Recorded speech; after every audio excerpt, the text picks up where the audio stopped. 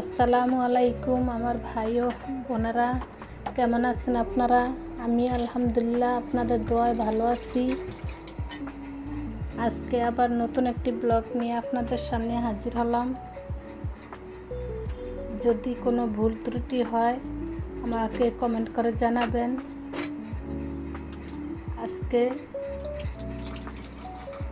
আজকে আমার রুটি বানাইতে হবে,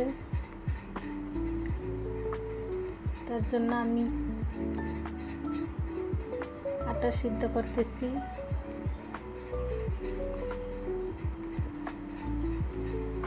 আমি ধরেন 5-6 দিনের রুটি একদিনে বানিয়ে ফ্রিজে রাখি।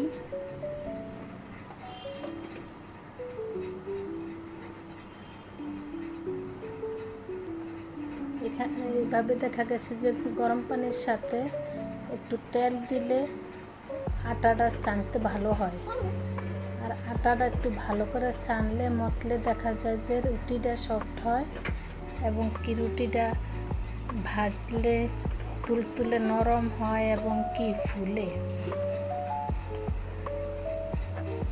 কাঠি দিয়ে ভালো করে ছানতে হবে এবং কি হাতেও ছানতে হবে অনেকক্ষণ। ছানলে তারপর রুটিটা সুন্দর হয়, ভালো হয়। এভাবে দেখা গেছে যে অনেকক্ষণ ছানতে হয়, ছাইনা হাতে মরতে হয়। রুটিটা আটা নরম হলে রুটি নরম হয়, বানাইতেও কষ্ট লাগে না, পরে খাইতেও মজা হয়। যে এভাবে রুটিটা বানিয়ে আমি সেকা দিব। যে আমার পাশে থাকুন, দেখতে থাকুন। এখন আমি সেকা দিব রুটিটা।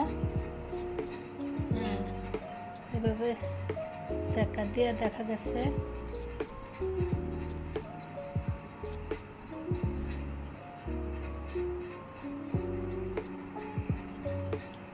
এভাবে সেকা দিয়ে তারপর ঠান্ডা করব। ঠান্ডা করে তারপর ফ্রিজে বক্সে করে ফ্রিজে রাখবো, ঠান্ডা করবো। এই যে আমার রুটি ঠান্ডা করা হয়ে গেছে। এই ফাঁকে আমি আবার করছি কি, ময়দার আটার রুটি বানাইছি। ডাক্তার আমারে বলছে যে ময়দার আটার রুটি খাইতাম, জন্য আলাদা আবার এই ফাঁকে ময়দার আটার রুটি বানাইছি। ময়দার রুটি বানাইছি আর কি, ছেলেদের জন্য আলাদা আটার রুটি বানাইছি। এই যে আমি কেটে কেটে রাখছি কিছু।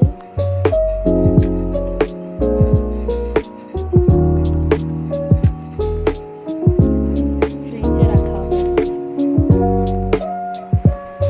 যেভাবে বক্সে করে কে আপনারা এইভাবে আমার মতো রুটি রাখেন আমাকে কমেন্ট করে জানাবেন।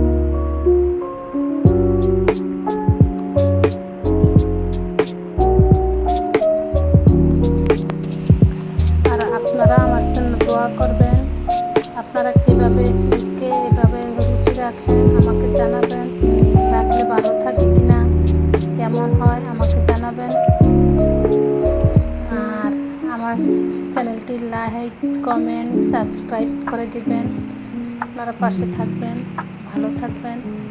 আল্লাহ হাফেজ।